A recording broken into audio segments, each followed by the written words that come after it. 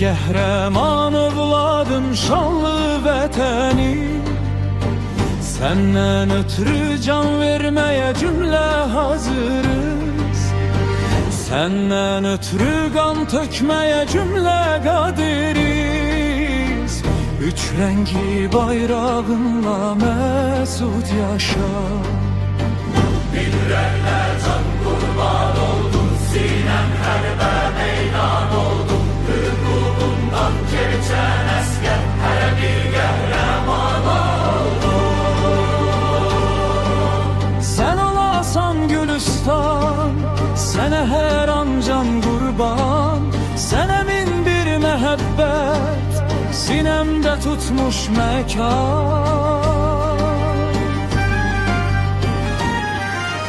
Namusunu hifz etməyə, bayrağını yüksəltməyə cümlə gənclər müştaqdır. Şanlı vətən, şanlı vətən,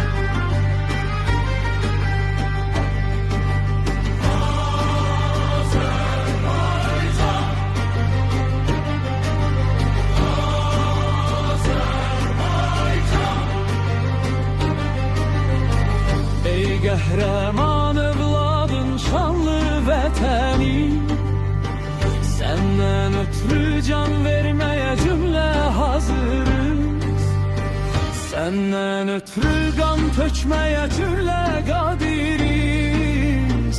Üç rəngli bayrağınla məsud yaşa.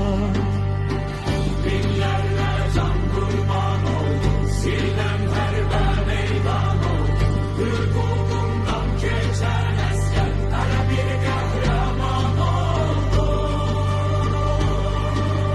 Sən olasan Gülüstan, sənə hər an can qurban, sənə min bir məhəbbət sinemdə tutmuş məkan.